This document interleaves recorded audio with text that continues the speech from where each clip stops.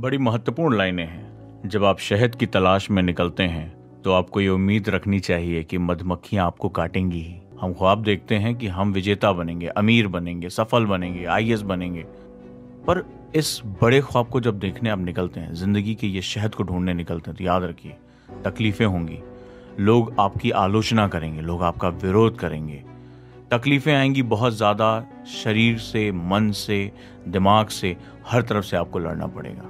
कई बार हम इस कैलकुलेशन को भूल जाते हैं। कई बार हमें लगता है, हम बहुत बड़ी प्रोक्लेमेशन कर देते हैं कि मुझे ये करना है, मुझे ये करना है, मुझे पैसे कमाने हैं, मुझे अमीर बनना है, मुझे ज़िंदगी में यहाँ पहुँचना है, मुझे प्रमोशन लेना है। लेकिन उस चीज़ को पाने के लिए, वहाँ पहुँचने के लिए क्या सेक्रीफाइसेस करनी पड़ेंगी। नींद आप ज़्यादा देर लेते हैं, वेब सीरीज़ आप देखते हैं, सोशल मीडिया पे आप हो रहे होते हैं, एंजॉयमेंट आप कर रहे होते हैं, दोस्तों के साथ आप घूम रहे होते हैं, अपने टाइम को किल कर रहे होते हैं, और फिर आप कहते हैं कि अरे मुझसे नहीं हो पाया।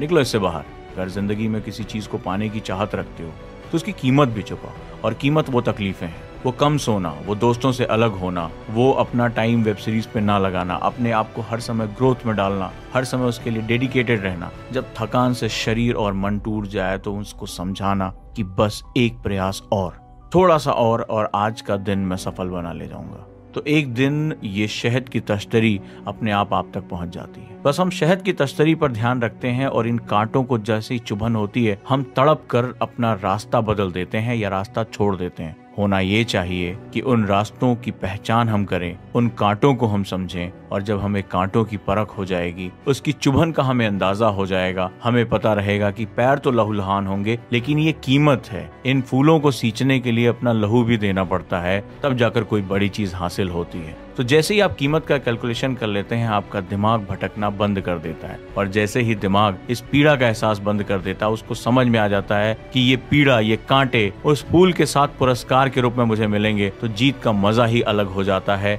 आपका सफर बहुत ही खुशनुमा हो जाता है, और आप जानते हैं कि इन तकलीफों से घबराना नहीं है, मन को विचलित नहीं करना, डर के मारे रास्ते नहीं बदल देने हैं, बल्कि इन पर बढ़ते रहना है। बढ़ते रहने से एक दिन ये कांटों की जो रास्ते हैं वो फूलों में परिवर्तित हो जाएंगे, और जिस दिन वो फूलों में परिवर्तित हो जाएंगे, पूरी दुनिया, पूरा समाज, सभी लोग तुम्हारी वाहवाही कहेंगे, तुम्हारी उपलब्धियों से पूरा संसार गौरवान्वित होगा, चमकेगा, समझेगा तुम्हारे महत्व को, और इतिहास बाहें फैलाए तुम्हारा स्वागत कहेगा अपने अंदर तुम्हारे नाम को दर्ज करने के लिए।